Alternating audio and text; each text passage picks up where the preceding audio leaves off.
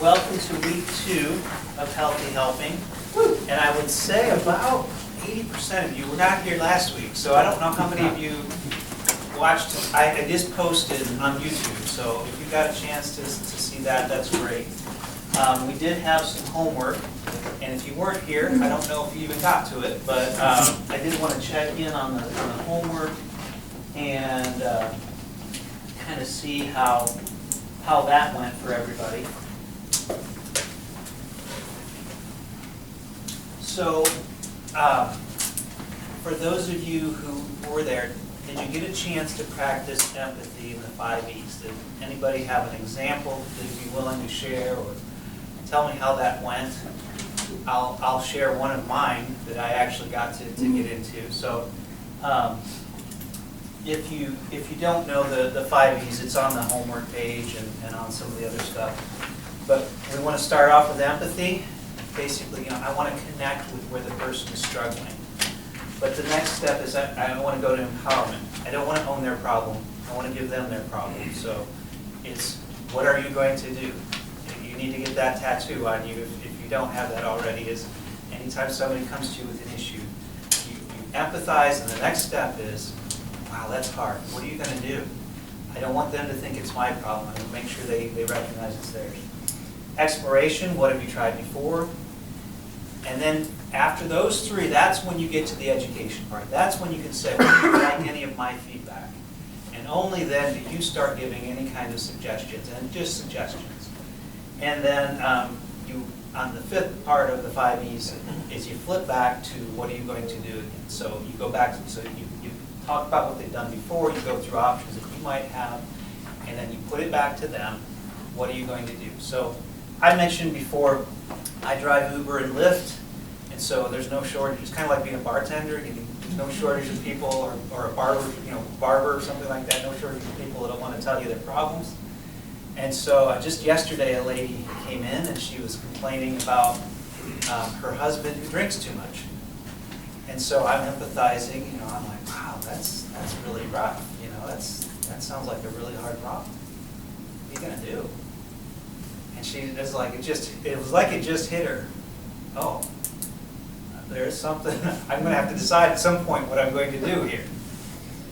And so we kind of went through what have you tried in the past. And at that point I could tell, which is what we'll talk about next week, the pain wasn't bad enough for her to be ready to make a change yet. And so she was kind of like, yes, this is a problem, but it's not bad enough for me to change my life. And so we kind of left it at that. So I didn't even get through all 5 E's. I got to about the 3rd one, and she was kind of like, well, that's where we're going to stop there. And that was enough. Anybody else have an example? Yeah, Nate. So there's a young man that I meet with probably once a month. And it's kind of interesting. I met with him this week, and I don't putting these things into practice. Yeah. It was interesting because this time was different than any other time we've met. Yeah. And I think it was because I wasn't trying to fix the problem. Wow. And so when we got to the end of it, he's like, I talked the whole time. And then he said, man, that really felt good. Like he was walking out, wow, not having his problem fixed. Yeah. He was working on it. Yeah. But I hadn't tried to fix it, I just listened. Yeah. So anyway. There's something transforming when you give a problem back to somebody else. If they come up with the solution instead of you, even if you think it was a dumb solution, if they come up with it, they're about 8 times more likely to try it than if you give it to them. Even if it's this brilliant, amazing advice that you had, if you came up with it, give it to them, there may be about a 10% chance that they're going to actually try it. So good stuff. Any questions about the 5 E's or empathy or any of the other homework? I did have a question. Right after we left last Sunday night, I had a friend share something very, very difficult, and I was able to empathize, but I didn't feel like I was able to go much further with it, kind of like you said with this other person. But the other trick to that is it's considering a marriage, and so she's just one part of that. Yeah. And so I'm kind of like, I'm not sure exactly how this all looks. So Well, I think what you find is one of the issues you'll come up against when you're trying to help somebody is, what is their problem? and oftentimes when I'm dealing with couples, they want to come in and tell me what's wrong with the other person. And I can't work on the other person, especially if they're not with me. You're going to have the most success working on your problem. You're not going to have a lot of success working on somebody else's problem. Now you can work on how to confront them, how to talk to them, how I'm going to point out some issues that I'd like you to work on. But I am not going to have a lot of success working on somebody else's problem with you. And so for me to help somebody, they have to have a problem. And that's kind of what you're running into, I think, in that is, you can come complain to me about somebody, but we're not going to get really far if you don't have a problem that you're needing to work on. So, for sometimes it's what boundaries do I need to set? What limitations do I need to set? Or how do I talk to somebody about this that I'm feeling really disrespected, but I've just been putting up with it the whole time. So how do I bring it up? What kind of boundaries can I set up so that I can actually deal with that? Good question. Well, we are going to talk, we're going to start off, I forgot my homework slide. Got ahead of myself. We are going to start to talk tonight about a couple of things. Trust and unconditional love is what we want to start with. These are two key things as we're dealing with people, with helping people, that we need to recognize. If we're going to get anywhere, these are two issues we're going to need to address with them. A lot of times people will come to you with these side issues, and you chop them off. It's like chopping the rattle off a rattlesnake. You still got a head you got to deal with here, okay? And so what we want to really get to is, what's the head of this problem?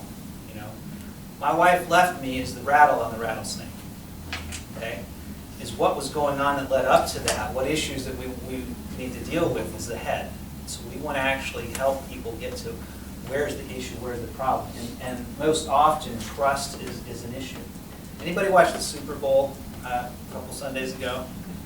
Well, here's a commercial that was on, and I just thought it was really appropriate timing that we're talking about this. The ancient Greeks had 4 words for love. The first is philia. Philia is affection that grows from friendship. Next, there's storge, the kind you have for a grandparent or a brother. Third, there's eros, the uncontrollable urge to say, I love you. The fourth kind of love is different. It's the most admirable. It's called agape. Love as an action. It takes courage, sacrifice, strength. For 175 years, we've been helping people act on their love, so they can look back or look ahead and say, we got it right. We did good. I thought it was neat that even during the Super Bowl, they're pulling out agape as a thing. Now, I think they fell a little bit short as they just saying sacrificial love, which agape is actually unconditional love. It's actually, there's more to it than just I'm sacrificed. Sacrifice is a big part of that, but it goes even beyond that. And so as we get into actually helping people, we are dealing with broken people. And we're all broken. And helping others should remind us of that. When I'm helping somebody else, it's not just for me to feel good about how good my life is and how much better I am than other people. It's that actually I've got stuff that God brought me out of too. And we've all had issues that we've been through. But we've been redeemed, and helping others should show us that they are redeemed or can be. So when I'm helping somebody, I want them to become aware that there is actually hope here. We're not just going through empathy to just feel bad with you. I do want to help point out and bring to the surface that there's actually something that we can get to the other side of this. And so what is it that led us to be redeemed? It's trusting in God's unconditional love. That's where the hope and the healing actually comes through. when I'm helping somebody, I want to get them to a place where they can connect with that. I want them to actually realize that there's something that's beyond them and even beyond me that can help them realize there's a bigger source to where they're going. Trust is something that it feels really unnatural, but it's vital as we grow. We have to learn how to trust. And for some of us, that's a bigger problem than other people. Because all of us have had experience which would convince us not to trust. You ever have an experience where you're like, I trusted and I regret trusting? Here's what it can look like. Or close your eyes and just fall down, okay? Okay, then Warren's gonna catch you. Close your eyes, okay. Okay, it's called the trust fall. Okay, trust fall. Ready, set, go.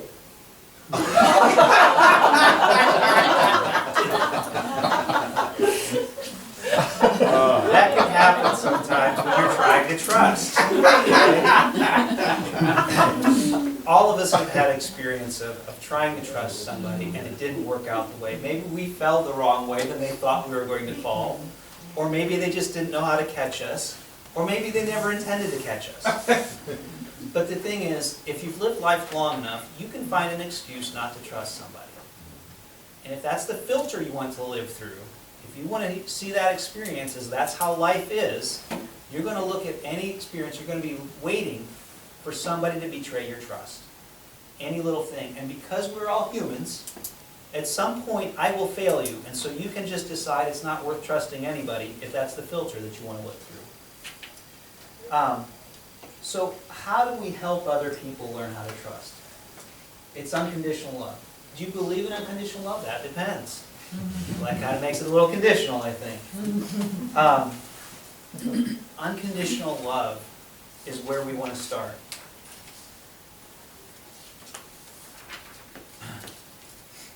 In order to point others to the source of unconditional love, we need to first live in it ourselves. It's hard to point somebody to something that you aren't experiencing. Okay, so if you don't know a hint of unconditional love, that's probably where you want to start. Before you start helping other people, you can still help other people, but you need to make that a priority, that you experience that level of unconditional love. And just to be honest, you start that with other people, but ultimately you want to connect with God, with Jesus, with something bigger than you, than the people around you. We have an eternal source of unconditional love. We all want ourselves to be ourselves and still be loved. Like that's something that we're all craving. We desperately want somebody to know who we are, our junk, our warts, our flaws, that how refreshing it is they know us and they still love us. Like not the Facebook us, not the social media us, the pictures that we take and show, but really who we are. If we can get to that, there's something that connects that we feel like, okay, it's going to be okay. Life is going to work out.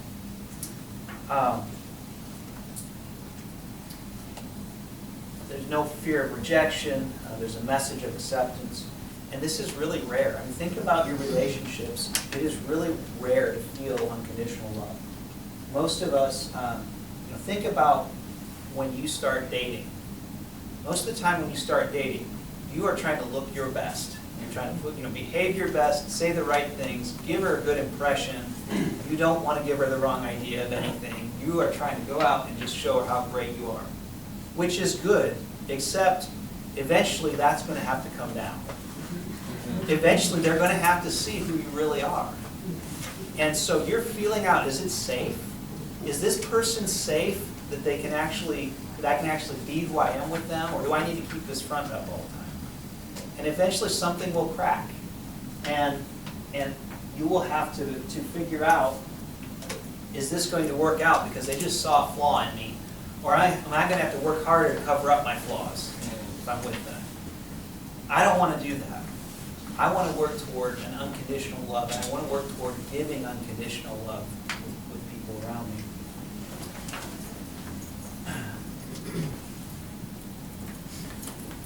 There's one relationship that this is true. And we have to lead people to that. We have to lead them back to perfect love, the love of the Father. And that's the only really place that we can get that true, unconditional agape love. There's no measurement of his love for you. His supply is eternal and ongoing. And this is what we're trying to do. We're trying to help people get in contact with Daddy's heart. We're helping people. That's ultimately, we want to keep that in mind. Because there's no other place where this can be met. I don't have the capacity to meet somebody's need for unconditional love the way that our Father can. We have to keep that in mind. I can be a tool for him to use, but I'll never be enough on my own to do that. He's a place that will never fail me. And so if we want to get in healthy helping relationships, it's going to require us to identify our own struggles. Where are we struggling to trust and to work toward healing, and while we're helping others learn to trust in the process? You need to have a level of self-awareness. This is where I'm not there yet. This is where I still need to work on and actually be actively working toward it. One of the ministries that we have here at this church is called Sozo Ministry. And I want to give a little advertisement for that. Because one of the things that Sozo is about helping you identify lies in your life and let God come in and show you truth about them. And as he does, you are more free to let him love you unconditionally.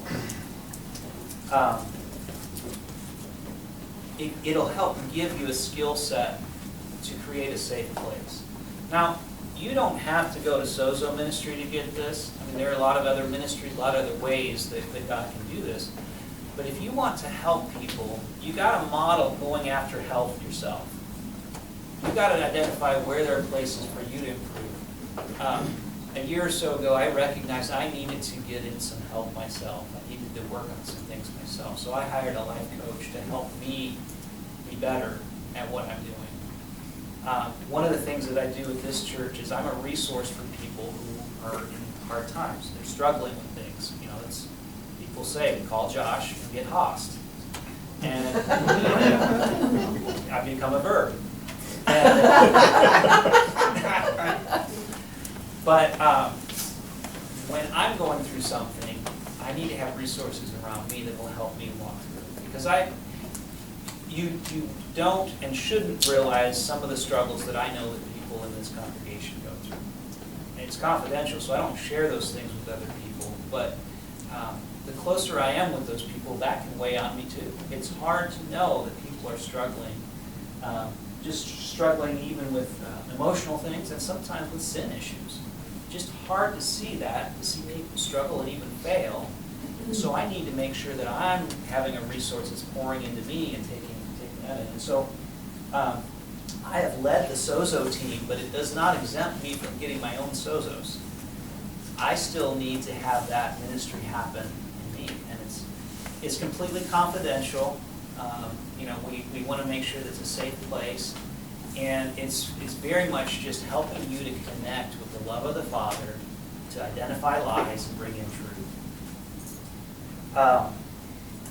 And so what I wanted to mention is, so, you know, you could get into counseling yourself, you could get into your own life coaching. There's some other ministries, Restoring the Foundations, Restoring Lives International is a local one. There are a lot of good ministries, but see what one might fit you to help you work toward receiving better God's unconditional love, the love of the Father. So what I want to do is, for those of you who are new, which I think is about 80% tonight, one of the things we're trying to do is, in this course, is to make it a little bit interactive. So I'd like you to break up into groups 3, 4, 5 people for just maybe 3 or 4 minutes, and I'd like you to share with each other any relationships you feel like you've had that have come close to that unconditional love kind of thing. And if you haven't, that's okay. That's where you are. But what are some of the relationships that have come close to that? So I'll give you 3 or 4 minutes. Turn around, you know, do what you need to do, and just kind of introduce yourself to each other and share this with you. Let me see here. There's a truth woven throughout Scripture that we want to connect with ourselves and we want to lead other people to. If you look back in the book of Deuteronomy, right before Moses is getting to the edge of the promised land, God says this thing. He says, I will never leave you nor forsake you. And then shortly after that, Joshua takes over, and God tells the same thing to Joshua in the book of Joshua. Now, I think Joshua needed to know that because Moses was such a great leader before him. It got handed on to him, to Joshua, and he needed to have that made clear to him that it wasn't because of Moses, it's because of God being the good, unconditional, loving God that he is. The next time you see it, it comes along again in the book of 2 Samuel. David is told that same thing. Is I will never leave you nor forsake you. And then once again, he hands over the kingdom to his son Solomon, and Solomon is told the exact same thing. I will never leave you nor forsake you. So Solomon had some big shoes to fill, and he needed to hear it, that God was never going to leave nor forsake you. Fast forward into the New Testament, Jesus says, lo, I will be with you always. But then you look into Hebrews. The writer of Hebrews is telling the Hebrew people, and by extension us, he will never leave us nor forsake us.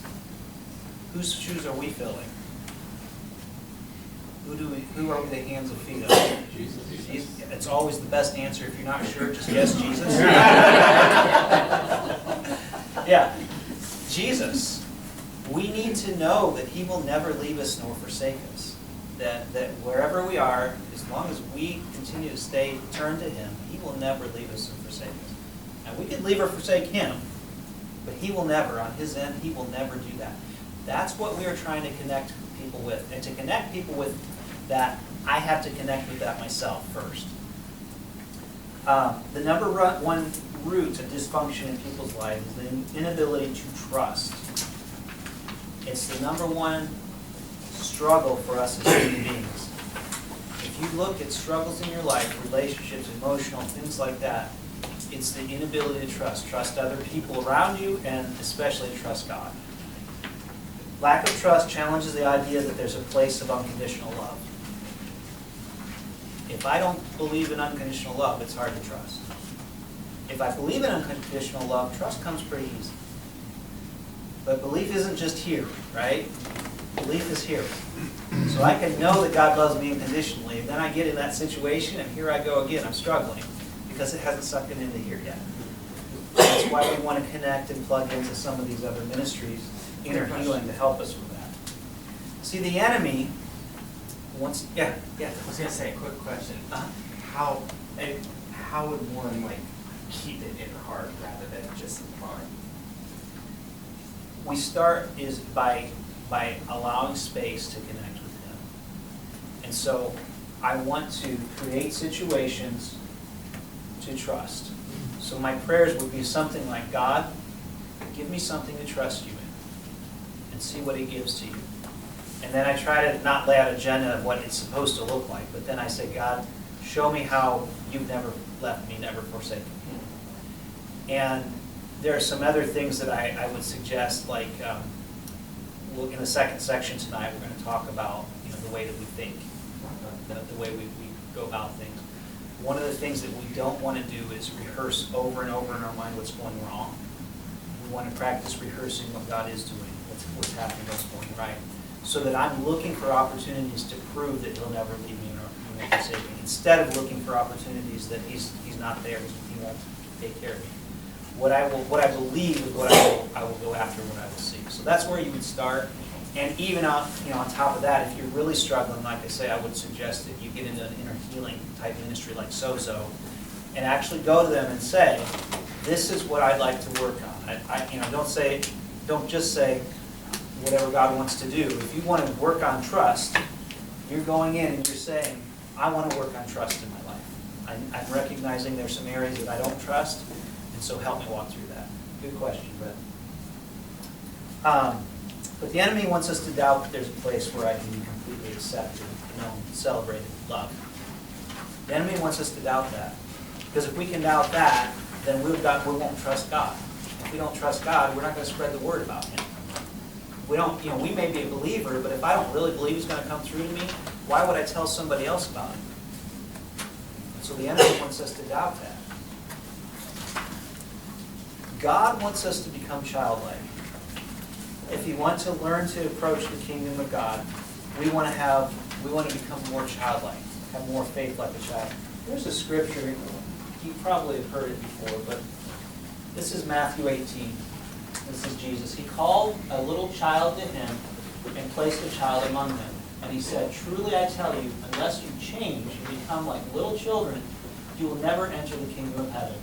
Therefore, whoever takes the lowly position of this child is the greatest in the kingdom of heaven. And whoever welcomes one such child in my name welcomes me." He wants us to approach Him with the trust like a child. A child you can just get a child to believe about anything. If you tell them something, there's no reason that they would think that you're going to lie to them. They haven't been tainted by the world yet. They're naive. And that's the faith, that's the trust that Jesus is saying He wants us to come to Him with. But He also gives a little warning after that. If anyone causes one of these little ones, those who believe in me, to stumble, it will be better for them to have a large millstone hung around their neck and be drowned in the depths of the sea. If we injure that childlike faith, it's a serious thing. But it happens all the time. At some point, most of us stop having faith of a child.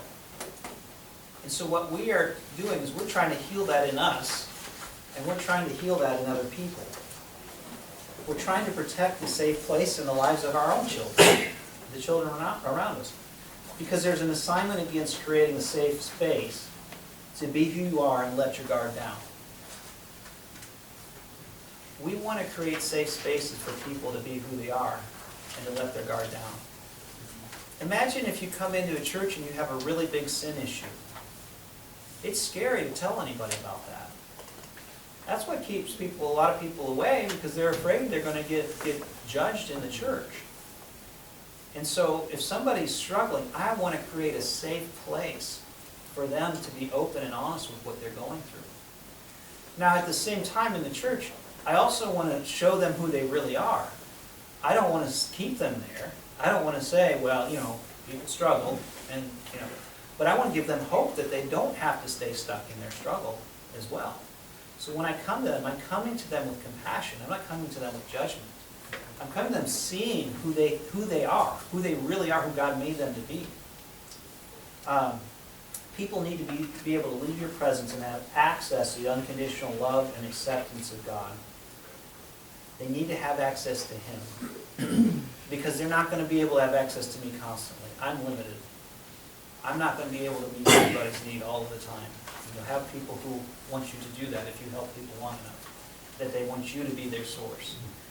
And you can be, like I say, you can be one of God's instruments that He uses, but you can't meet a person's needs constantly. I'm known, I'm loved, I'm safe, I'm powerful. These are truths that we want to breathe in and breathe out. I'm known, I'm loved, I'm safe, I'm powerful. Now I want to talk about, last time we talked briefly about codependency. All right? I want to show you a little graph about that and where we're wanting to go. Dependence is where we all start off. Doesn't matter if you're a baby or if you're a new Christian, you start off dependent. Okay? But we're wanting to push people into interdependence. Okay? Not independence. Independence means I don't need anybody. Okay? And not codependence, which means I can't do anything without you, I'm helpless. Okay?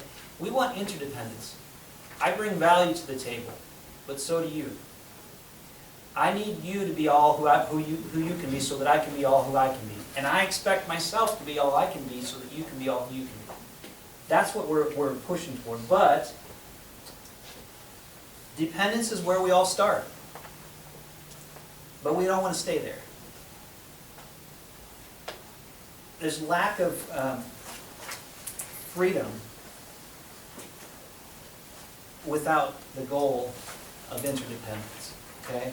So as you see, you go more, if you have more freedom and less responsibility, you're dependent, or you're independent.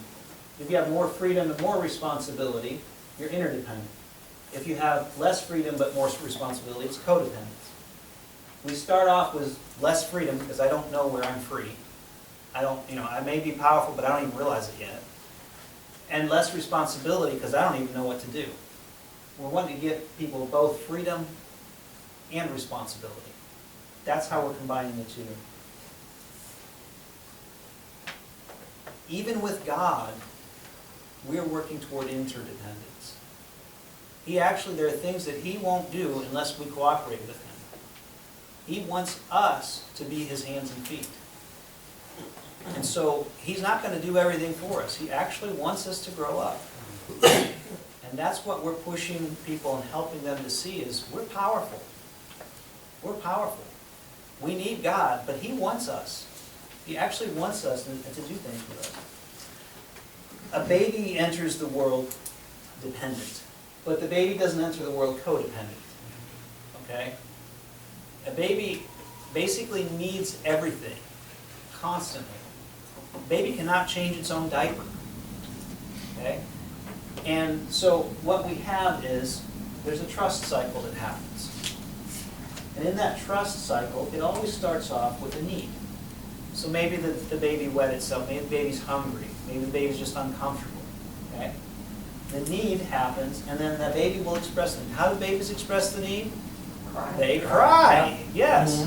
Some adults do the same thing. Okay? Brian raises his hand. They cry.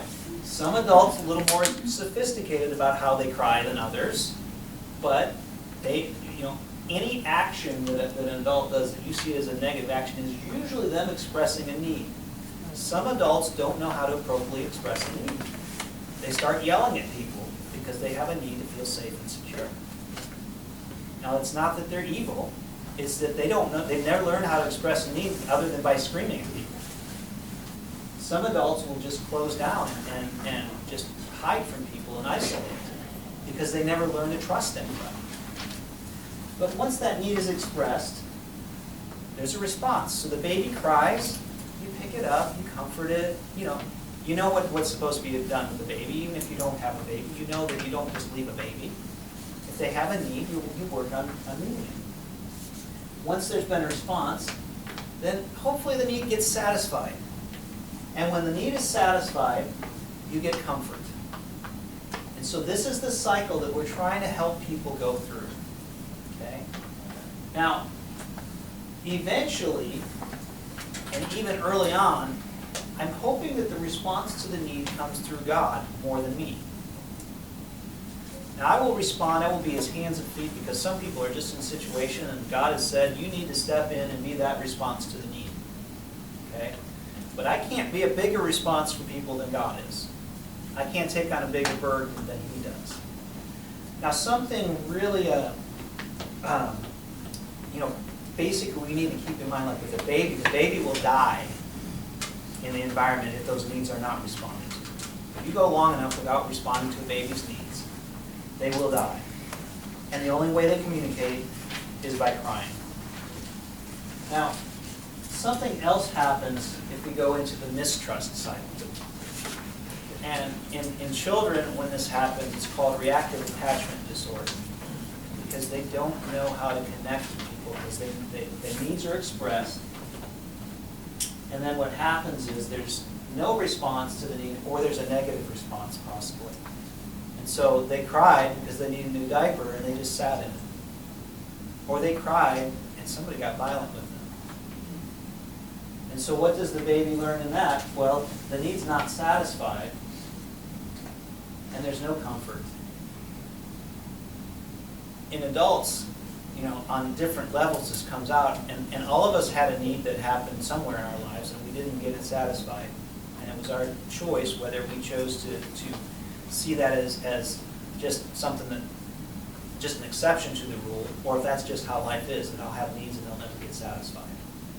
we're wanting to lead people that was an exception. That is not where you live life from. Okay? But those things happen from time to time. But where we live life from constantly is this eternal source to Jesus, that he will never leave us and forsake us.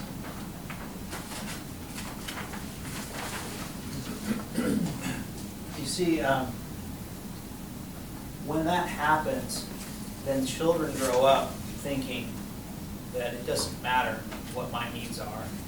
They're not going to get satisfied, so I need to just go get my needs met by whatever means possible. Or, I guess my needs will just never get met. I'm just going to have to live with that, and I guess I probably shouldn't have needs. And you can't live that way.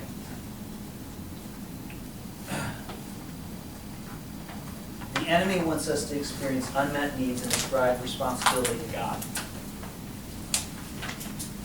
Things like you might say is, if he did care, I wouldn't be in pain. Well, that's not true, because he does care and you are in pain. Okay? So you can't deny that somebody's in pain. You can't say, no, you don't really hurt.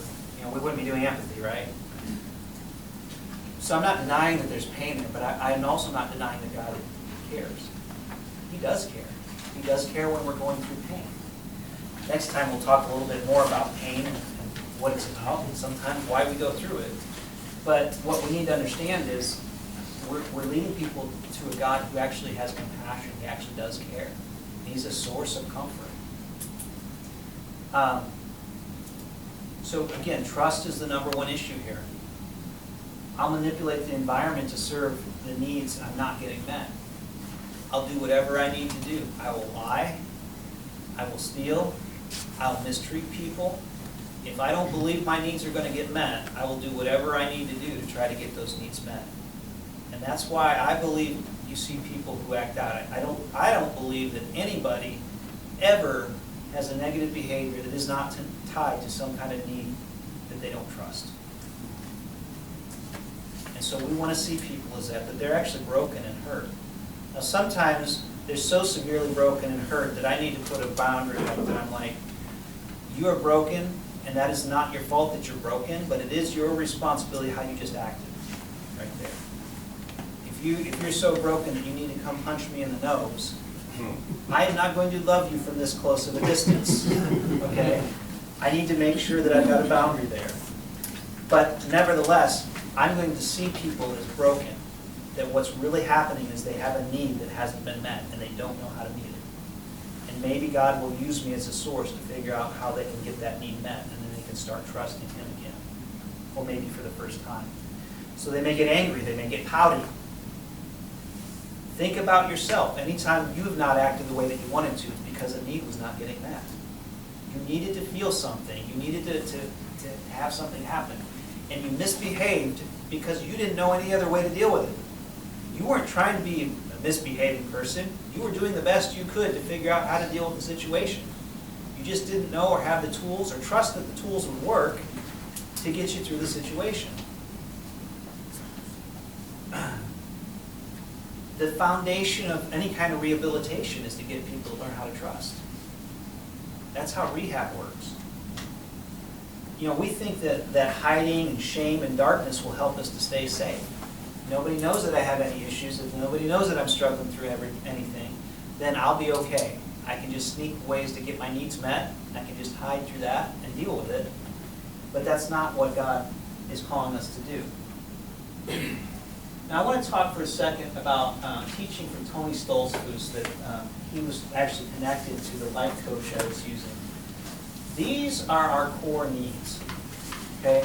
So some people will tell you, my need is drugs. No, that is not their need. That is the way they are going about to try to get their need met. All right? So if you look on this wheel, it will cover about any kind of actual core desire, core need that we have. The four greater areas have four subcategories in each of them. So a person might be looking at using substances because they're craving peace or stability in the peaceful category. And they don't know any other way to get peace because nothing else that they've tried has given them peace before. Or a person who acts out by yelling and screaming, well, they're actually maybe craving justice All right? And they're like, it's just not fair that this is happening. And so they act out by yelling and screaming, because what they're actually trying to get, they're trying to get to justice, but they're trying to scare you into giving them justice, which isn't real justice.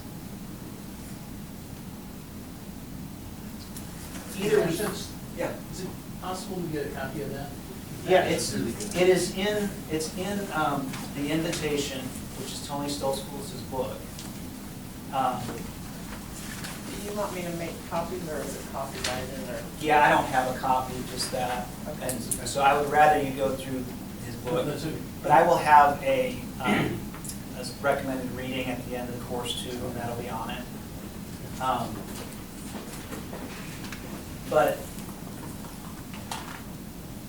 one of the things that, so either we think we can't get these needs met, or we shouldn't. Okay? So here's one that a lot of people will think that they shouldn't get met. Significance. I shouldn't promote myself. I shouldn't want people to notice me. Okay? All of these desires, we will try different ways to get them met. So maybe I'll brag about myself, which is not the best way to go about things. You know, we don't like people to brag a lot, but they're trying to get significance. Or I will pretend like I shouldn't have significance because nobody likes a bragger, so I'll just kind of hide and wish I could be significant, but feel miserable my whole life. All of these needs ultimately need to be met through God. There's not one on there that we can completely meet by any human means. Once these needs are met by God, now I can receive them in other ways.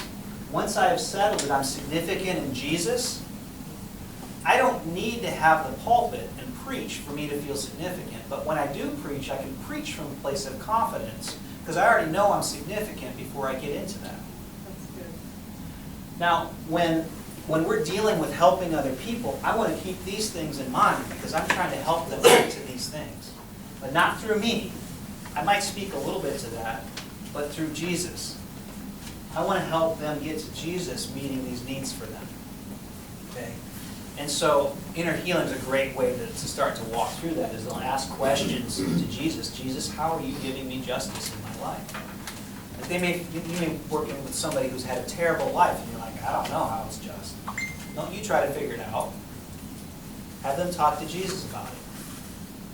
And if they're having a hard time talking to Jesus about it, then get them connected with an inner healing ministry like Sozo or something else.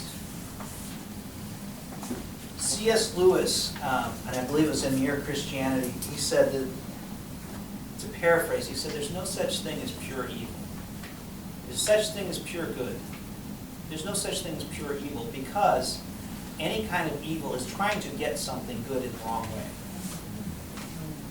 So maybe I'm trying to, rob the bank, but really what I want is security. Security is not a bad thing. It's the way I'm going to get it is a bad thing. I may abuse substances because I'm wanting peace. Well, peace is not a bad thing. The way I'm trying to get peace is a bad thing. What was that wheel called again? This is a desire wheel. Desire wheel, Desire. okay. So anything that a person is going after, the desire is not the problem. The way they're going to get that desire is the problem. So if we can help connect them with, oh, this is what I'm trying to get. How can I let Jesus meet that? What's a healthier way to meet that than what I've been going through? We're not just cutting the tail off the rattlesnake and say, don't use drugs anymore. We're actually saying, okay, you got an issue that you're dealing with. Why? What are you trying to get by what you're doing? Now, drugs is a difficult example because there's a psychological and physical addiction that your body will actually need things in that as well. I mean, don't try to handle that by yourself. You want to, in some things you need to have experts help you. But keep in mind, it goes beyond just what the surface behavior is, what they're doing on the outside. Negative behavior is going after a real need. There's a real need there, and the need is not the problem. I found this in myself, that some negative behaviors are socially acceptable. Some negative behaviors are acceptable in the church. I found myself overworking and trying to do everything because I didn't trust anybody else to take care of things that needed to be done, because I was afraid, and I had to work this through with my coach, I was afraid that if I didn't come through, if it didn't work out, then I would discover I didn't really believe in God, and I was trying to support my belief in God by overworking to make sure everything worked out. And when I realized that, it blew my mind, like, I am trying to protect God. I need to make sure it comes through, because I'm afraid that if I fail, then I won't believe in God anymore, and I'll have to completely, my world will fall apart. And when I realized that and connected with that, and I'm like, okay, God, how have I come through, even if I don't do any of this stuff? How am I still connected to you that I don't have to protect that? It's free. It's free that I'm not trying to meet a need in a wrong way, that I'm letting him meet that need first. And now I can work, I can do plenty of things, but I don't have to do it from an unhealthy place that I'm trying to get a need met in a way that's not appropriate.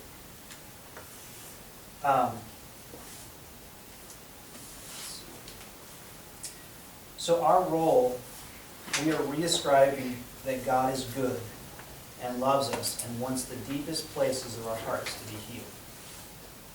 That's what we're doing when we're helping people, is we want people to know that He is good. Like, not just in our head that He's good, but He really is. He's really, really good. He's much better than we realize that He is.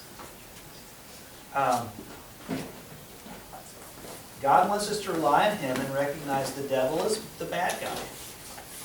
God's not the bad guy. Again, we know that in our heads, but sometimes we don't act like it. We want people to recognize that God is good and the devil is bad. The devil's the bad guy. When bad things happen, because the devil was playing a role in that. What drives this is interactions with humans. What drives our connection is we want to settle trust. We want to become a source of trust. And we're not perfect. We'll never be perfect trust with people. But I want to create a place where they can trust me. Can we walk in truth and exchange truth with other people? Can I tell them what's going on in my life and let them tell me what's going on in their life and make it safe?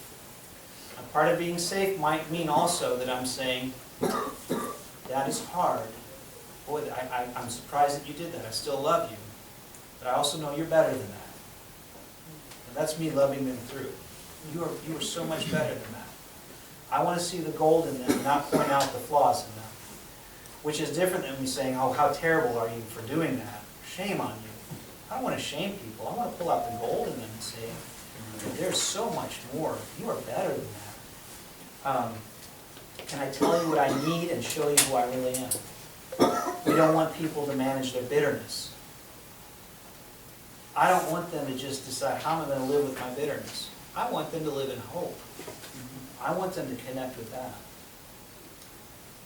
We want to let people receive a convincing dose of how much God loves them. I'm loved. I can express needs. I want to help people look at God and look for relationships that are safe and caring. That's the other thing is, when you expect people to betray you, you don't care what kind of relationships you're looking for. You're looking for people to use who might use you back. But if I expect people that I can trust, I'm going to be looking for relationships that I can trust. And so I'm encouraging people, I'm helping them to find other relationships around them, more than just me, so that they can connect with people they trust. I also require of myself that I show you me. I stand before you unshakable because my daddy loves me. I want to be real with others. Now, I want to mention, there's another teaching that we may not get to in this class, but Danny Silk talks about circles. And the closest circle is us and God, and the next circle is the one that we're married to, and if we're not married, there'd be maybe one other person, a parent, or friend that we're closest to. And then after that, it's our closest family, and then our closest friends, and then other friends outside of that. The deeper you go into the circle, the more you're going to reveal to somebody. So I should not be giving as much of myself to any of you than I give to Angie. Like, she should get my best, right? I don't want to do that. So when I'm being real with people, if I'm teaching up front, I'm more often going to share with them things the struggles that I've already processed through. I'm not going to share as much the struggles that I'm in the middle of, because I don't want to put more burden on them to wrestle through. Now the people I'm closer to, I'm going to share a little more of the struggles I'm going through right now, because that's safe and that's healthy, because there's a different role and expectation in that. Yeah, Brett. Now, I got a question for that. Like, let's say you think, you know someone who, well, I guess it would work out if you eventually hang out more together, but like, let's say you think of this one person as a little someone like outside of your circle, but this person thinks of you as their inner circle. What do you do with what, like? Well, you define your circle, right? So you get to decide, nobody else decides what your circle is. So you'll have that sometimes, and people think that you're your best buds from way back, and you just met them last week. Yeah. And so, at times it may involve, setting a boundary of something like, hey, they want to hang out every night, and you're like, you know what? We can go to lunch after church on Sunday. Okay. Right? So I'm not pushing away, but I'm kind of clarifying, these are my boundaries, and I'm not constantly responding to every time they need something. Does that make sense? Yeah, I get you. Yeah. And so, I'm not trying to control you. I know what I need, and I'm not going to require you to give it to me. I will give you expectations, but ultimately, I'm going to go back to Jesus to get my needs met with any relationship. Now, I may give you opportunities to let Jesus use you to meet some of my needs, but ultimately, I'm not going to expect you to carry the burden to meet all of my needs the way that I need to connect with Jesus first. Here's some qualities of how we share with people with authenticity. Okay? First of all, when I share with somebody, I want to be vulnerable. I want to show the real me. But the second part is when I share, I want it to be detailed. I don't want to just be real generic. I was going through a hard time, but I'm feeling better now. That's not giving anybody anything. All right? I want it to be detailed. I want it to touch their heart. The third thing is I want it to be significant. I want to share something that was important to me. We went through this time and my dog died, but I hate dogs. That's not sharing anything. Okay? I want it to touch their heart and show what's supposed to be done. And then I want it to be a gift. If I'm sharing with somebody, I don't want to share it out of my own need to share. I want to share it, I'm full here. I'm in a good spot. I'm sharing to you because it may give something to you, because I want to give you that gift. So let me share something with you. A few years ago, before I came to this church, I was at another church as a pastor at a different church. And over time, I had some really close friends.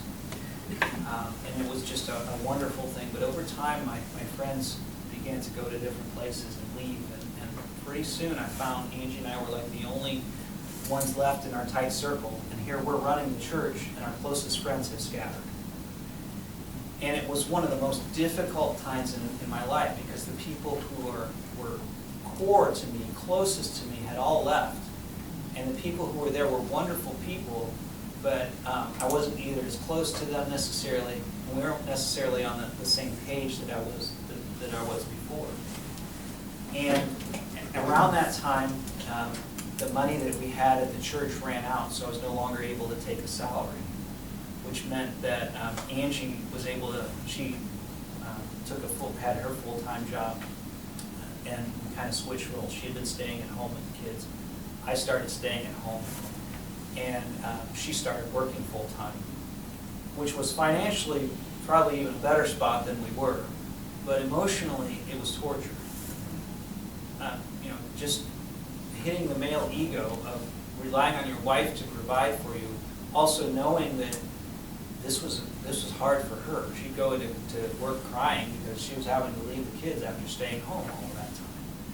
And so my I'm struck to the core as a man feeling inadequate. She's struggling as a mom, not being able to be home with the kids.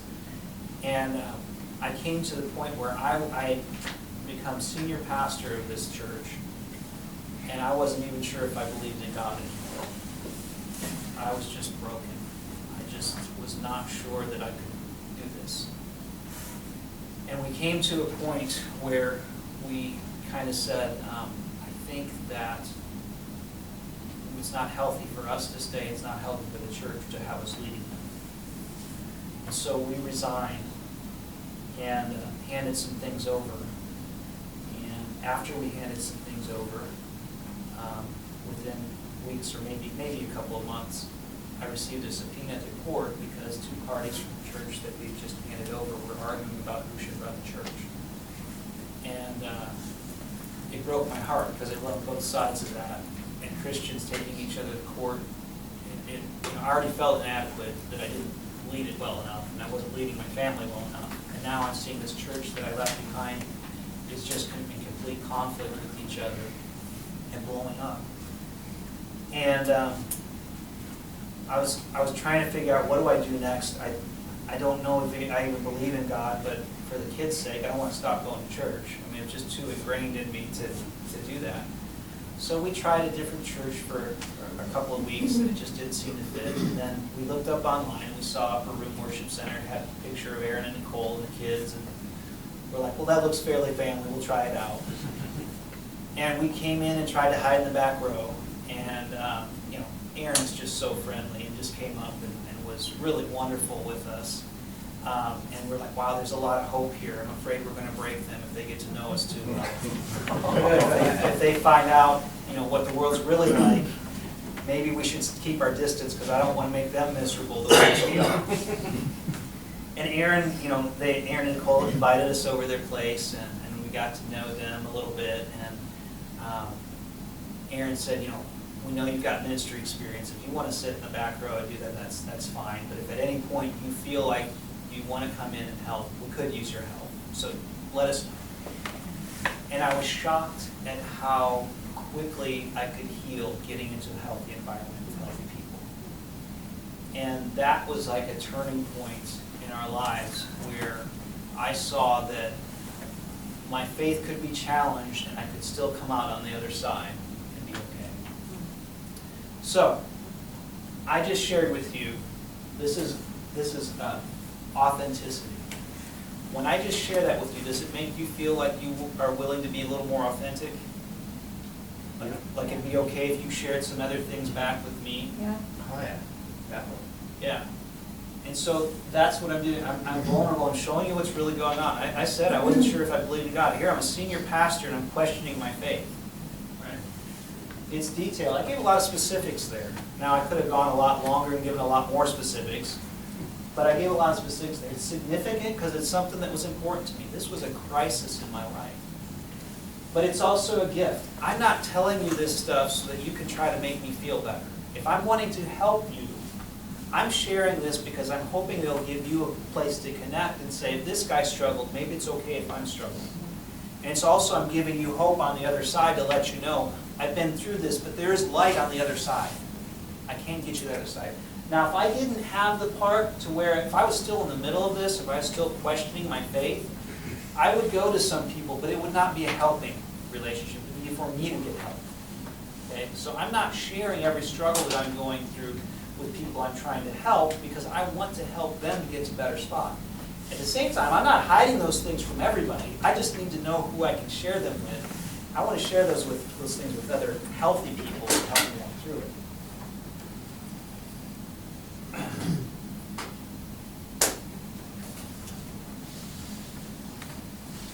There are certain things I want to talk for just a second about what we believe. Because beliefs drive our destiny. The way we think, the way we believe things drive where we're going to be. You ever hear of the Flat Earth Society? You know what it's about? Anybody know? Nope. No? I'm kidding. These are real, actual, live people that believe that we've all been deceived and the earth is actually flat. And they're legitimately trying to preach this to everybody and tell you that it's all been wrong, that the photos have been faked of a globe. But I think it's hilarious that the logo says members around the globe.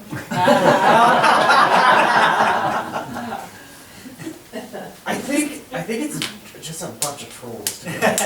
I think that's the whole point. I think that's the whole point because people will do that. There are plenty who are trolling, but I'm telling you, there are some who legitimately Oh my think God. the earth is flat. I'm telling you. Remember, for those of you who were here last time, when I talked about the difference of the way that the culture of poverty thinks. I want to tell you a story from Ruby Payne's book, Bridges Out of Poverty, or there's a similar one called A Framework for Understanding Poverty. People in poverty think differently than people in middle class or wealth. People in poverty believe that life is unpredictable, you have no say in your future, that whatever happens now, you better enjoy it. So if a good thing's happening right now, you better spend it. If you get a bunch of money right now, spend it now, because you don't know what's going to happen tomorrow. You could have a crisis happen, somebody might rob you, a lot of different things.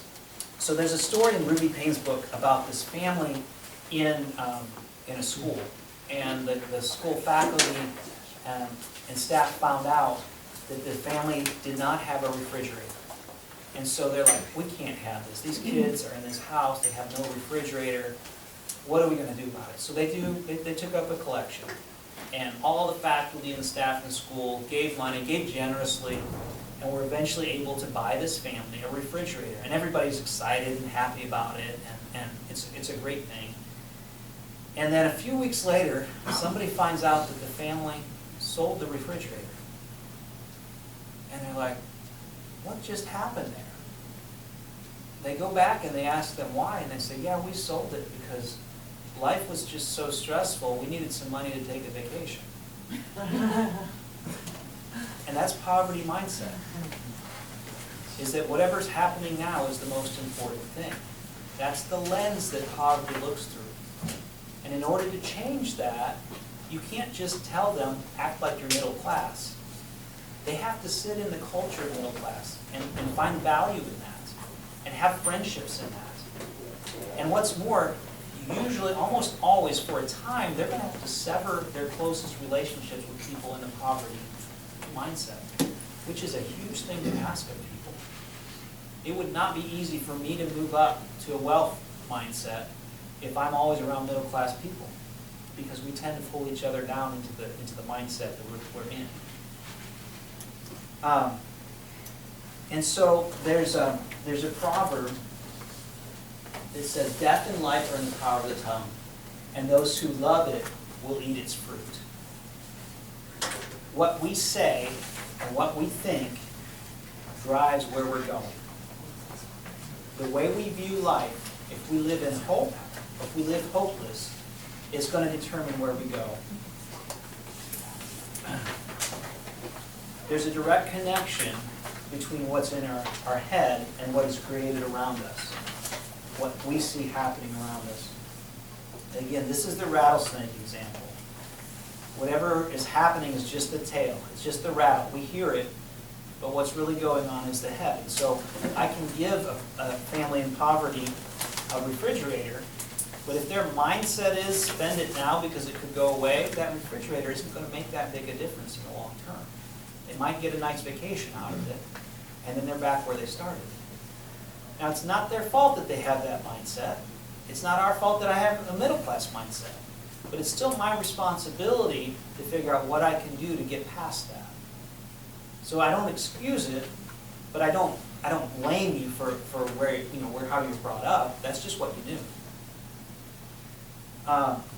If I don't address what you believe to be true, I'm missing what it is that is going to create lasting change.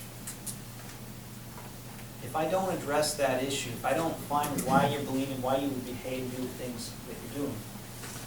So there's an example we want to give. Imagine as a kid, if you were attacked by an angry dog, okay, at a young age. Oh, man. If you were Have to bit, be angry. if you were bit when you were little, you get this mindset that all dogs are bad, right? Anytime you saw a dog, you want to run the other way. And your beliefs and perceptions, thoughts, interpretations, emotional responses, behaviors, all of that would be tied into that. So the next time I see a dog, I run from it. And what happens when you run from a dog? They chase you. It doesn't matter if it's a mean dog or a nice dog. Dogs tend to chase things that run. But you start interpreting that this dog is mean. This dog is going to get me. Then one day, a dog chases me because I ran from it, and it knocks me down because it was trying to play. But now I'm thinking those dogs are evil. It just knocked me over, and now I'm getting that. My filter is saying that all dogs are bad because I had one bad experience, and then I'm interpreting the dog chasing me as a dog being bad. And then this one knocked me over. Instead of thinking it was trying to play, I'm thinking dogs are evil. And then when I get big enough, I get a stick and I go after dogs. And the dogs start growling at me. Now they're growling at me because I'm going after them with a stick. But I'm thinking it's growling at me because dogs are evil. Right? I never realized that I'm the one creating the problem with dogs. That me chasing dogs with sticks is actually why they're growling. It's not because dogs are evil. It's because I'm chasing them with sticks. My mindset in this is a problem. If I don't catch the power of my belief system, I will spend the rest of my life thinking all dogs are evil. Now you apply that to how some people deal with human beings. Maybe they were neglected as children. Maybe they were abused as children. Maybe authority figures abused their role. Well, they start thinking authority figures are bad. They start thinking the church is bad. They start thinking human beings are bad. And pretty soon, every time they have an interaction, something comes up to prove what they originally believed. And that's how your thoughts can drive your destiny, where you're going.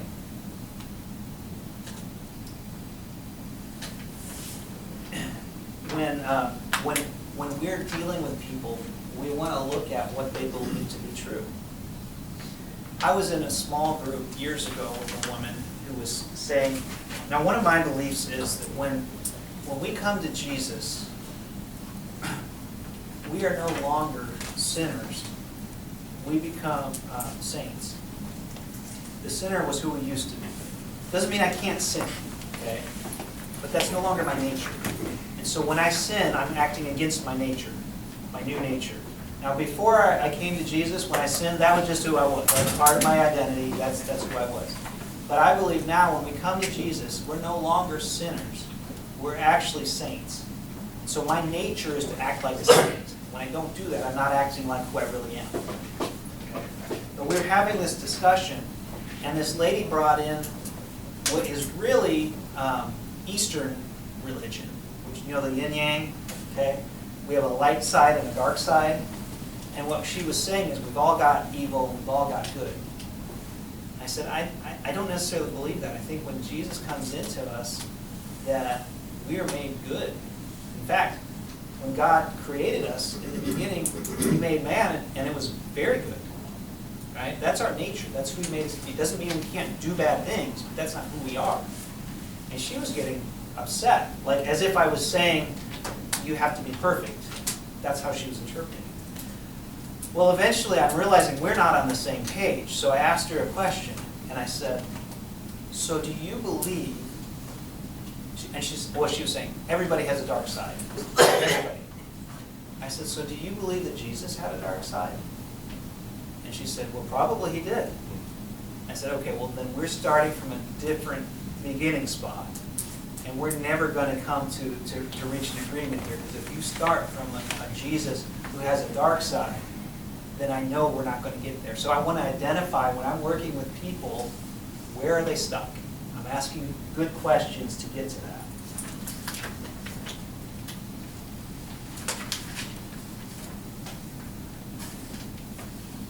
So I want to identify truth or lies in people. Am I powerful or powerless? Powerless people believe that there's nothing I can do about my problems. I need somebody to come in and rescue me. And that's, I may help somebody at the beginning, but eventually it's going to be, what are you going to do? I want to empower them to figure out how are they going to walk through this problem. I can still say, what help do you need? I'm willing to help you, but it's still your problem. And I believe that you are powerful connecting with God to figure out how to deal with that problem. We experience times when we're powerless, but if we decide that it's the overarching truth, we're going to live lives of powerless victims. We don't want to live lives thinking I have no control over the situation I'm in. And I know a lot of you think, I'm stuck in the job that I'm in. No, you're choosing to be in the job that you're in. That is your choice. You may not like the alternative, but you are still making that choice. Okay? And so wherever you are, you've always got choices. You can put a gun to my head and tell me to deny Jesus, and I still have two choices. I still have choices. So I want people to recognize you have some control and power in this. You may feel stuck in a relationship, but you're choosing to be in it. That is your choice. Okay? So I want to help empower you to figure out what to do and how to walk through that and own what's next for you. So when I'm helping people, I don't just want to be a good guy, but I want them to be in a community of good guys. I don't want them to just see me as their rescuer. I want them to see there's a whole bunch of resources here around you. There are lots of other people I'm talking to, that I'm not carrying the whole burden of figuring out how to help you. There's something that you can do in every situation, something you can do with you. And a lot of people have been trying to get somebody else to do something about their problems. I want to point them to getting them to do something about their problems. Okay? I can control the peace and joy in my life. Other people don't control the joy and peace in their life. So I'm going to work with people to help them figure out what is it they need and how are they going to get it. Remember, going back to the desire wheel. What desire do you need filled? And how are you going to go to Jesus to meet that? How are you going to let him use other people and other things to meet that? If you're healthy, you're going to put other healthy people around you to learn how to trust. That's what healthy people do. I help people all the time who are not healthy, and that's okay, that's good, but I better not only be around unhealthy people. I need to have somebody back to pour back into me so that I can keep the health that I need in my life. Healthy people don't try to control other people, and they don't think that they can be controlled by other people. So I'm not going to yell or scream or withdraw to try to get you to do what I want.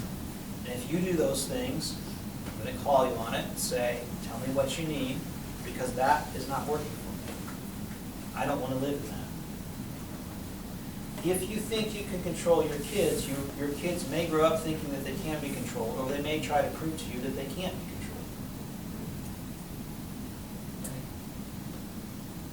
And then later on in life, they may try to control you. Or early on in life, they may try to control you.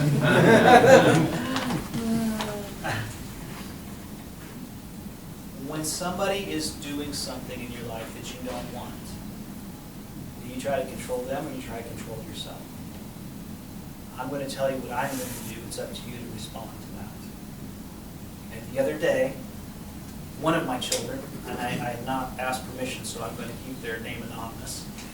One of my children had a bunch of dishes out, and they had to get to an event later that night. They had a bunch of dishes, and their chore to take care of those dishes. And I mentioned it before, well before, and they said, no, I got to get ready. I don't have time to do that. And I'm like, okay.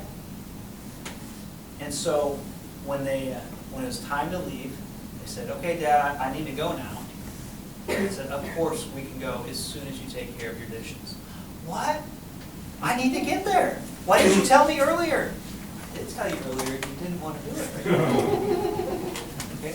I'm not trying to control them, but I decide if I'm going to drive the car or not. And so then I asked them, I said, would you like to keep discussing this, or would you like to work on getting those dishes done so we're not wasting as much time? Whichever one you'd like to do would be fine with me. You let me know. I'm controlling me. Okay? But I'm empowering them to decide, hey, this is your problem. What are you going to do about this? I'll wait as long as you need. If you want to show up late to your event, that's totally fine with me, because it's not my event. And so that's what I'm working on. Is I'm trying to figure out how am I going to respond. Sometimes in relationships, it's a matter of saying, I don't like how you treated me, and so would you like to discuss that now, or would you like to discuss that later when you want something from me? Kind of thing. And I'm not trying to control you, but I'm not doing anything with you. I'm not going out with you or doing anything until we can deal with this issue, because when I have this in my mind, it's going to be hard for me to connect with you when we go out. So you let me know when you want to deal with it. They might start huffing and yelling, say, you shouldn't be like this. Maybe I shouldn't, but I'm not going out until we've dealt with that issue. You let me know when you can deal with it calmly. Okay? I'm going to control you, and I'm going to expect you to control you. And that's the whole part of, I expect you to get the dishes done. You can choose the time frame on that, but I expect them to get done. I expect you to treat me with honor and respect.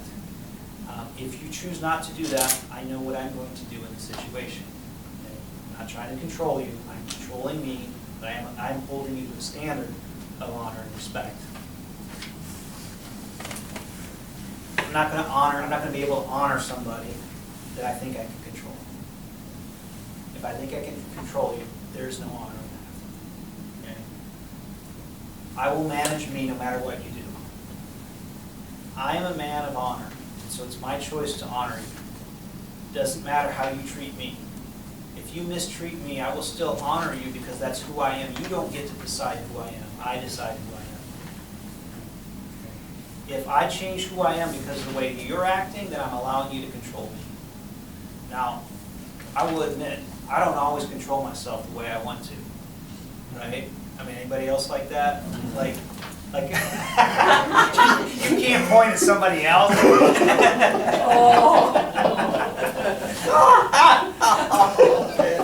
Back on the couch. Uh-oh. Back on the couch. It's gonna be cold tonight. I'll see you after class. I control myself on a good day. And other days I clean it up. Right? And I'm getting better at controlling myself and having more good days. But I'm not perfect, and so part of that is even with my kids. I don't always handle it the way I wanted to, so I go back and model to them. I'm sorry, I didn't handle that well. I really overreacted there. I'm not sure why I got so mad with you about that. Will you forgive me? I still don't want you to do that, but I want to create a safe place. The other night, one of our kids we were creating a safe place, and they just started, it was like confession. They just started saying everything that they'd ever done wrong. It was almost comical. It's like, I helped my friend cheat on a test, and I keep leaving lunch boxes at school and not claiming them. That's why we're missing all of our lunch boxes. It's going on and on and on. And eventually I'm just kind of laughing. I'm like, I really appreciate you feeling safe enough to let me know. But I don't want my lunch boxes missing, so can we work on that? One of the quotes, and I had mentioned Taoism, the yin-yang religion. I do not endorse that religion, but any faith has some truth in it. Otherwise, there'd be no appeal, right? And so there are some things that I can take out of that and say, does this line up with Scripture? And there's something to that. So the founder of Taoism actually has this quote that they often use in recovery groups, and I think there's truth in it. I must watch my thoughts, they become my words. I must watch my words, they become my actions. I must watch my actions, they become my habits. I must watch my habits, they become my character. I must watch my character, it becomes my destiny. The way we think, where we start, will drive us where we're going. So if I believe God will use me to do signs, wonders, and miracles, that's where I'm going. If I believe that God will use me to establish a healthy, loving family for generations to come, that's where I'm going. If I believe it's just too hard for me, that other people have a measure of grace that I just don't have, then that's where I'm going too. My beliefs will drive that. And so I want to get around people who are believing the way that I want to believe. I want to get around some other people that actually believe bigger than I believe. I want to get challenged. Angie and I, a couple of weeks ago, we were invited to go over to Danny Silk's house in Sacramento, California. It was like this amazing experience. But it was a little intimidating because I'm thinking, I'm the big cheese around here when it comes to relationships. If I go there, I'm just another guy. Where do I fit in this? So I was a little nervous, but I'm realizing, you know what?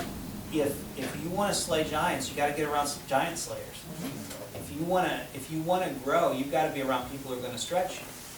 And so we went, and the amazing thing was, while I was there, I think one of the biggest things we got out of it was, we may not be the most gifted here, but we belong.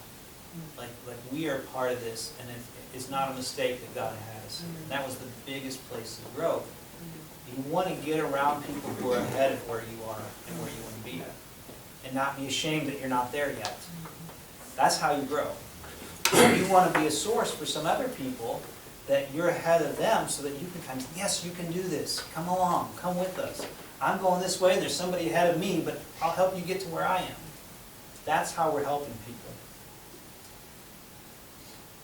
Belief systems will blame other people. Negative belief systems blame other people for the situation you're in. You made me angry. You made me violent. No, I didn't make you angry. You chose anger to dealing with what I did. You may not like what I did, but you chose how you acted after that. That was your choice.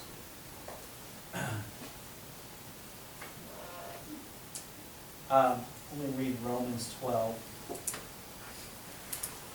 And do not be conformed to this world, but be transformed by the renewing of your mind, that you may prove what is that good and acceptable and perfect will of God. We want to be transformed. That's what renewing of our mind is. And we want to see truth so clearly. There's no question that we have an amazing future.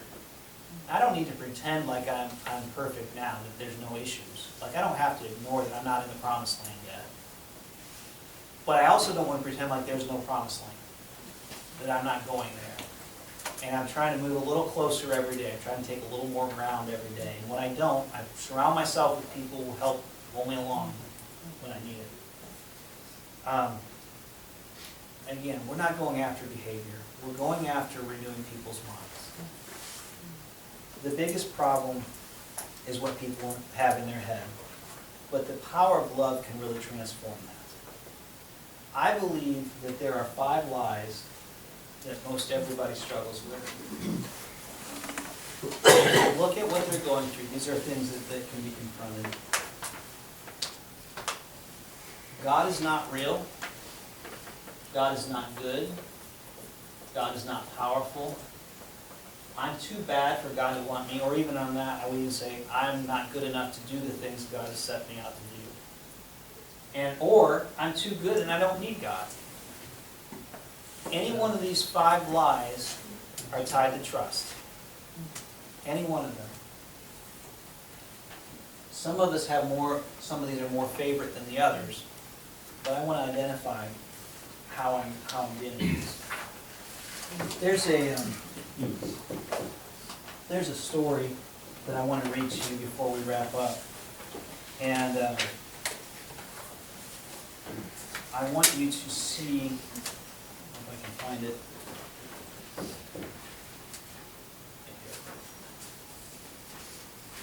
Yeah.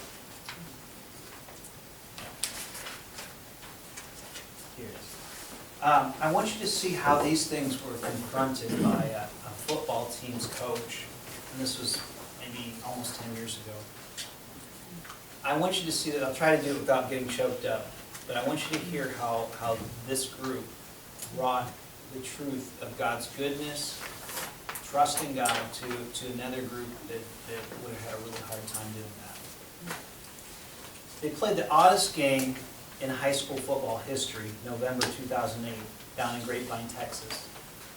It was Grapevine Faith versus Gainesville State School, and everything about it was upside down.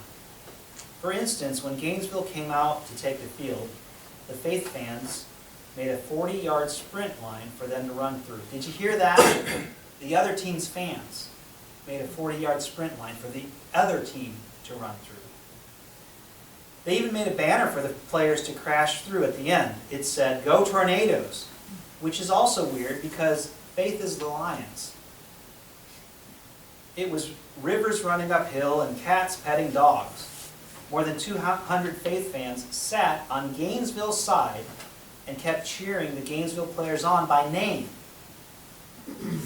I never in my life thought I'd hear people cheering for us to hit their kids, recalls Gainesville quarterback and middle linebacker Isaiah. I wouldn't expect another parent to tell somebody to hit their kids, but they wanted us to.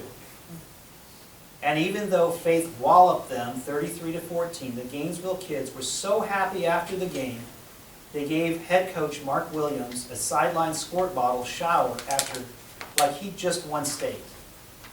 Got to be the first Gatorade bath in history for an 0-9 coach.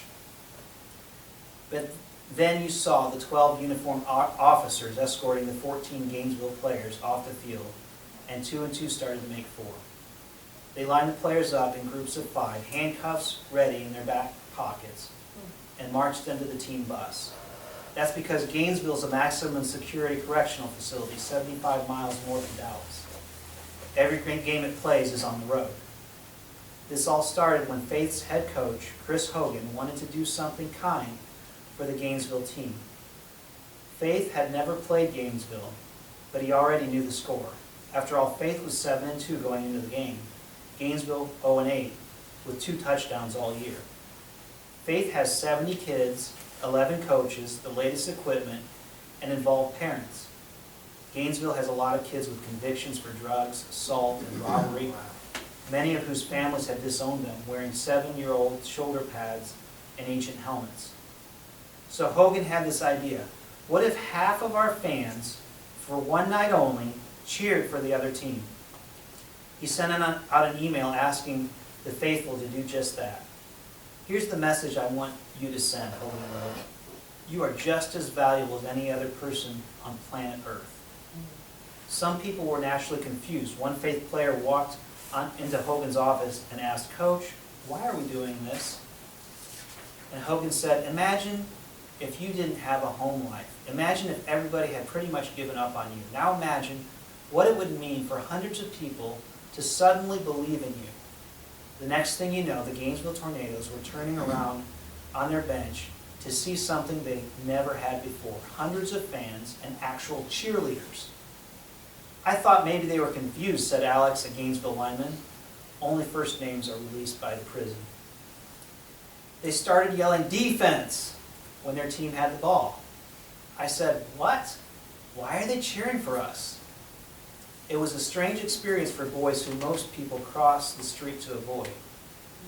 We can tell people are all a little afraid of us when we come to the games, says Gerald, a lineman, who will wind up doing more than 3 years. You can see it in their eyes. They're looking at us like we're criminals. But these people, they were yelling for us by our names. Maybe it figures that Gainesville played better than it had all season, scoring the game's last 2 touchdowns. Of course, this might be because Hogan put his third-string nose guard at safety and his third-string cornerback at defensive end, but still.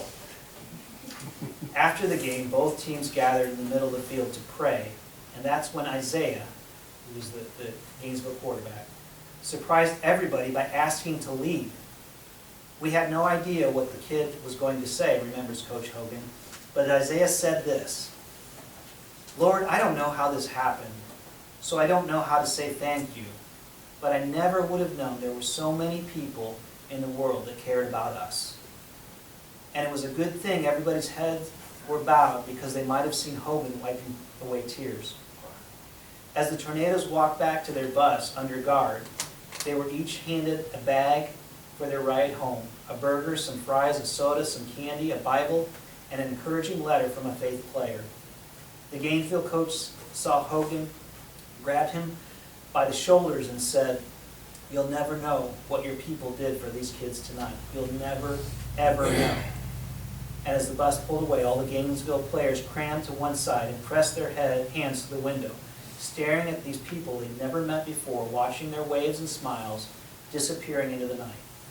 Anyways, with the struggles of the economy and people struggling to get by, it's nice to know that one of the best presents you can give is still absolutely free. Hope. What they addressed was trust. That there are some good people still in the world that care. These boys, they had plenty of opportunities to see something against that. And they didn't go in and they didn't visit them every week in the prison, and they didn't do this and that, but they gave them one time, one light to challenge what they had thought before. That maybe God is real, maybe God is good, maybe He cares about me, maybe He's powerful, maybe I need Him. That's what they did, is they brought God to these kids. And that is a bigger help than a lot of other things you could think of that might be giving things to the kids, but they're not giving them a new mindset, a new hope. So, any questions about that? I would like to, how many do we have in here? Ken, can you make a couple more copies of this? I think maybe just about 3 more. I've got some homework for you guys to do next week, or this next week.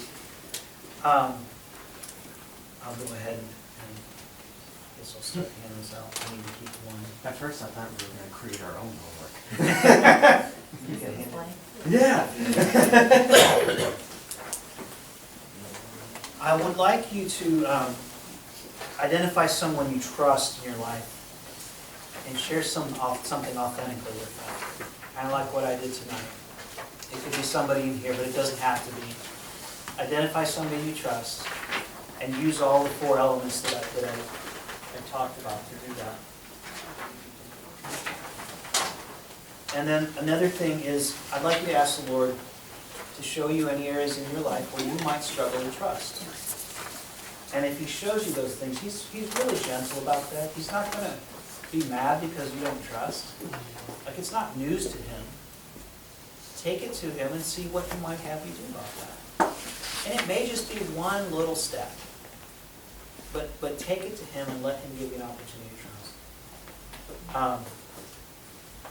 Ask the Lord to give you an opportunity to love somebody unconditionally this week. And see what that would look like. Unconditionally, you don't have to, commit the rest of your life to it. Just do one little thing, one little something to just give unconditional love. That's kind of what we're doing when we hand out the hugs, Valentine's. Is we're just trying to give somebody a taste of unconditional love. That there's no strings attached. We're not even trying to get you to come to our church. It'd be great if you did. But we want you to know God loves you whether you come to our church or not. We just want you to know that.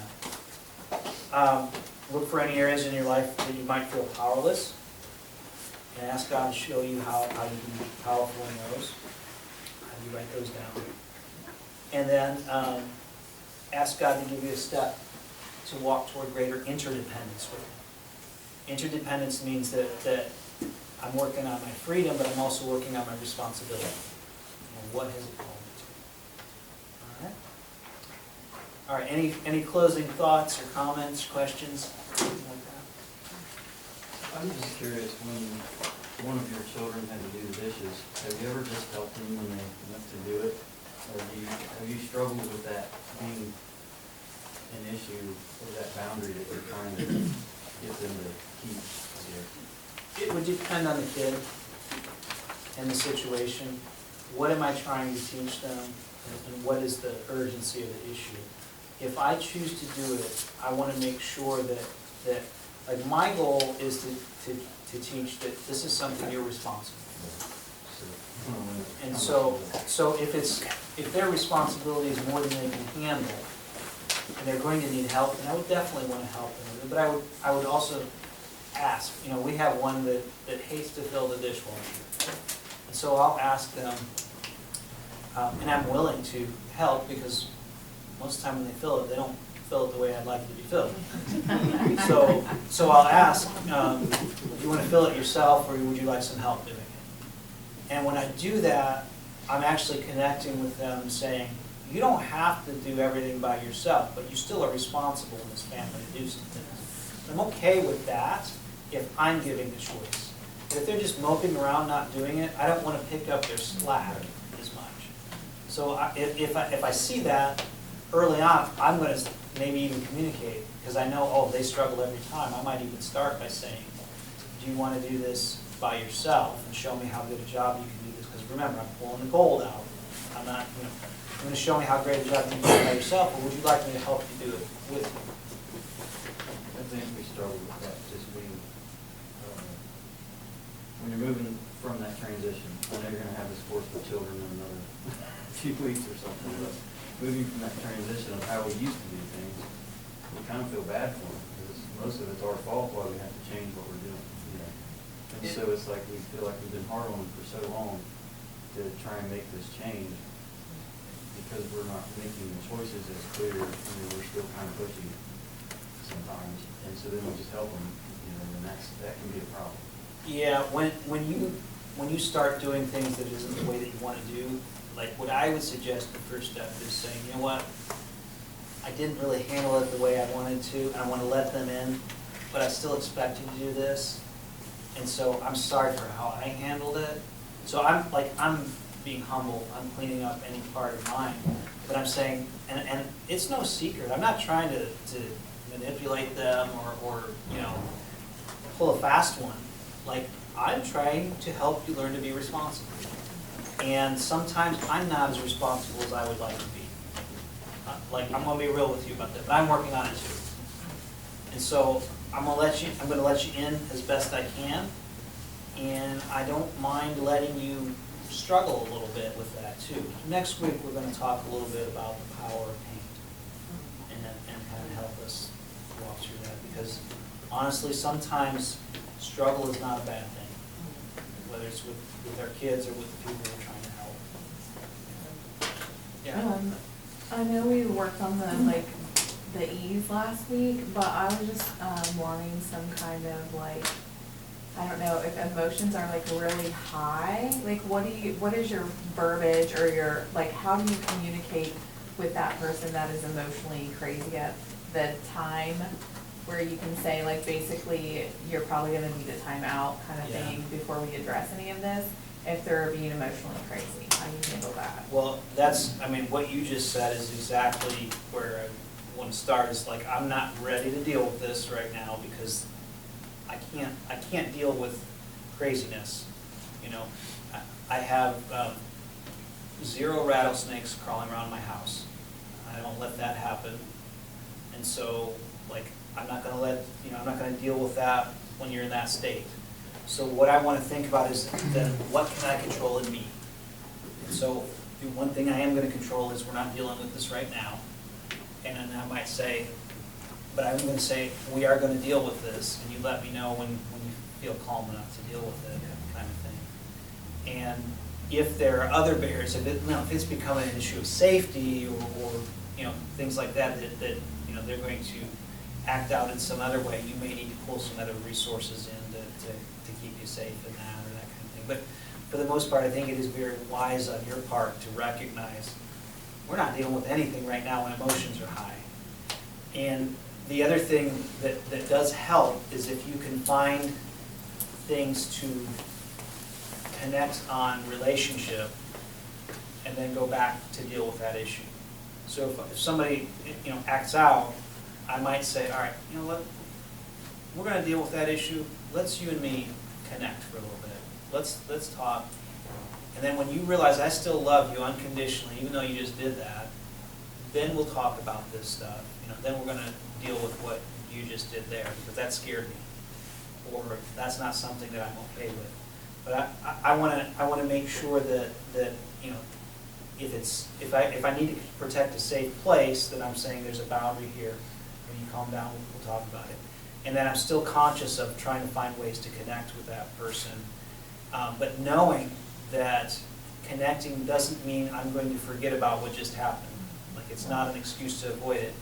I'll be like, let's do this until you calm down, and then when you're calm, let's talk a little more about it. That's good, because emotions really change everything. Emotions, I'm not my best when I'm emotional. Like, all of the steps and stuff, the 5 E's go out the window when I'm feeling really emotional. And so I'm working on that and trying to set boundaries and that, but I'm also wanting to walk in truth, because part of the reason that I flip back to that old habits is because the truths have gotten here, but they haven't all gotten here yet.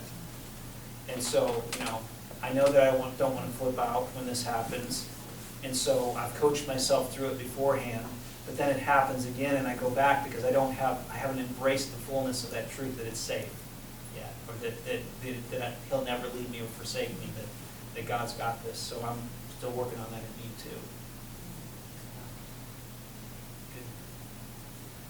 Good. Well, yeah. I do have a question. I've got a situation that I'm going to be working with tomorrow morning and going to our children and talking about a situation we went through earlier this week. And I need to confess some things I acted out wrongly in. But how do you handle the fact that somebody comes back feeling like they're being manipulated when I'm sharing what I was feeling? I didn't feel honored. That would be one way. So how do you share that without the person coming at you that, like I'm trying to manipulate? Well, one thing is make sure you're not trying to manipulate them. To start with, like, check yourself. And the other thing is, I think it's helpful for you to say just what you said. Like, I have a concern that if I tell you this, you're going to feel manipulated. So I'm coming to you right away. That's the furthest thing from my heart. And so if you start to feel that, let me know, because I want to clarify with you that isn't my intent. And so, like I don't want to hesitate with people, particularly people that I'm close to. I don't want to hesitate even my concerns, my fears, that if I tell you this, you're going to take it this way. And that can help disarm it some, just me being vulnerable. I'm going to model vulnerability to them and I'll even say, once in a while my kids will complain about something and I'll just be like, I'm still trying to figure out how to be the best dad. I'm not always great, so, thanks for the feedback, but yeah, I didn't do that the best, so, I'm sorry if that really hurt you, because I don't want you to feel controlled or manipulated or that kind of thing. But I also want you to know what's going on inside of me. I don't want to hide that from you, because I want you to get to know me. And so I'm going to tell you some things that I know you may not like, but I'm going to tell you my heart behind it before I do it, and then I'm going to share it and see how you take it. And then I'm asking you to be honest with me. Did that feel manipulative to you? Because if it did, I want to go back and clear that up. That isn't my heart. Tell me why it felt manipulative to you. Tell me about that. I'm working on understanding things with them. And when you're ready, when you feel like it's safe, then we can get into how I was feeling. Because I didn't feel honored in that situation. That's really how I felt. I'm not trying to manipulate, but that's really how I felt in that. And I'm not asking you to judge how I felt, whether it was right or wrong, because I'm just telling you how I felt. So there's actually, what I'm craving is some truth from you, is that you do honor me, that you do care about how I feel, that wasn't what you were intending to broadcast. Or if you did intend that, it's because of a hurt that you had, and it's not a personal thing against me or that kind of thing. Yeah. Thank you. Yeah. I just want to say one thing on that real quick, and I want to say it so Josh can correct me if there's something wrong with this, but I know with manipulation, something that is really helpful is avoid yes or no questions, because they will feel instantly guided into a spot. So just a thought when you're going into that. Yeah, asking for information, because if I'm trying to understand, which is really what I want, is I want to understand them, and I want them to understand me. But you can only have one of those things happening at a time.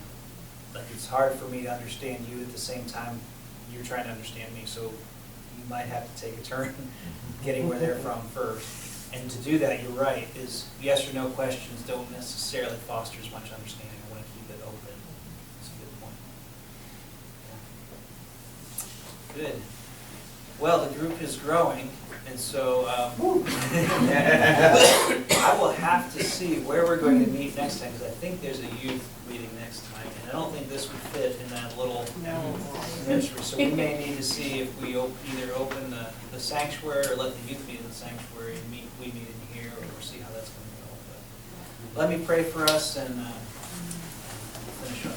So God, I thank you for this group. I thank you for everybody here. And Lord, I just pray that you help us to grow in truth. Help us to grow to see that we can trust other people, especially we can trust you. God, I pray that you help us to just remove the blinders off of our eyes, that you're good. You're a good, loving God. I pray that you help us to move forward in advance and bring other people with us into that. Help us to stay healthy as we work to help other people. Bless everybody here in Jesus' name. Amen.